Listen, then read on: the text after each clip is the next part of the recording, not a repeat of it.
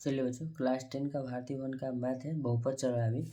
बहुपद का question number 5 में अभी है। 5 का 1 और 2 पिछले वीडियो में अपलोड कर दिए हैं। चलिए 5 का क्वेश्चन नंबर 3 आपके पास है। कहता है कि उसके शून्यक 7 है, ठीक है ना, और -5 है। तो आपको ये लिख के दर्शाए या डायरेक्ट बोले, ये शून्यक ही है, दोनों सेम है।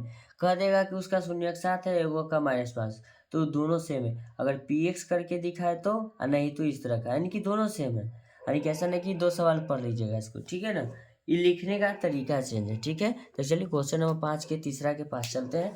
5 का तीसरा नंबर सवाल क्या कहता है, उसके अकॉर्डिंग आपका हम सोल्यूशन कर रहे हैं, ठीक है ना। चलिए क्वेश्चन नंबर ये 5 का तीसरा हुआ।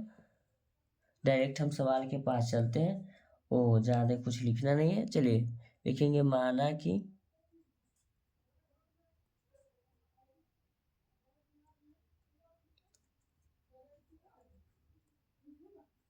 माना कि एक शून्यक आपका अल्फा है, अल्फा 7 दिया हुआ है।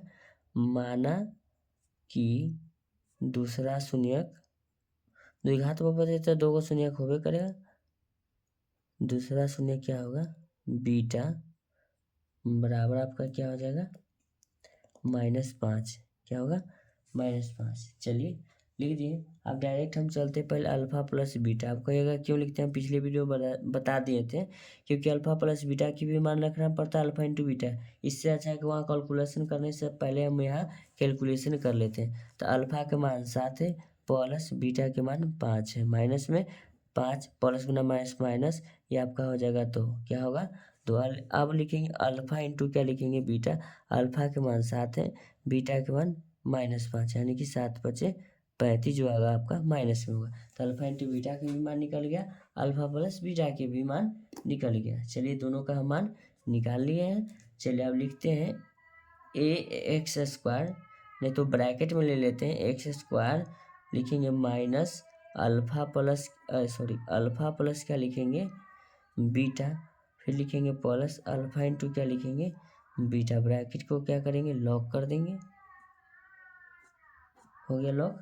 चलिए अब लिख देते हैं अल्फा प्लस बीटा के मान, तो हम लिख देंगे a×x²। अल्फा प्लस बीटा के मान हो गया 2, डायरेक्ट गुना कर देंगे, है ना, प्लस अल्फा इंटू बीटा के मान क्या लिखेंगे, स्टेप इसमें बढ़ा देते हैं एक बार।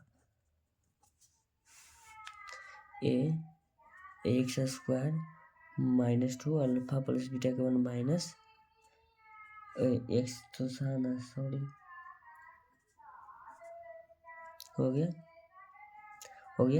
चलिए तो ये हो गया आपका एक अति, ठीक है ना। अब कहता है कि PO, ध्यान दीजिएगा, बराबर 70, यानी x का जो मान होगा, px बराबर अगर हम 0 लिखें तो x हमको रिप्रेजेंट कर रहा है 0, यानी कि जिसमें x का जो मान होगा 0 के बराबर रिप्रेजेंट कर रहा है। तो चलिए कोई बड़ी बात नहीं है, लिखेंगे a×x² -2x -35 है ना, डायरेक्ट वाला, ठीक है।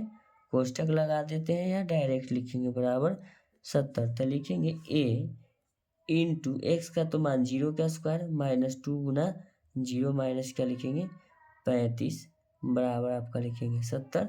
a वही हो जाएगा 0 -0 -35, बराबर आपका क्या हो जाएगा, 70 हो जाएगा, ठीक है ना। इस तरह सब 0, a गुना 35 डायरेक्ट करते हैं, नहीं तो एक स्टेप हम ले लेते हैं, -35 बराबर 70 लिखेंगे, -35 a बराबर 70, a बराबर 70/35, 35 दूना 70 माइनस हुआ, a के मान -2, कितना हो जाएगा, a के मान -2 हो जाएगा। चलिए a के मान -2 हो गया। अब आगे चलते हैं।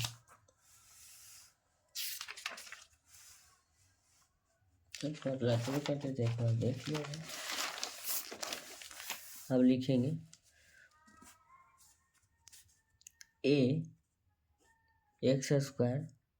-2x माइनस क्या आया था, 35 पीछे आया था, a का जो मान है -2 है, ब्रैकेट लगाएंगे, x² -2x -35, -35 से गुना था इसलिए चेंज हुआ था, ठीक है ना।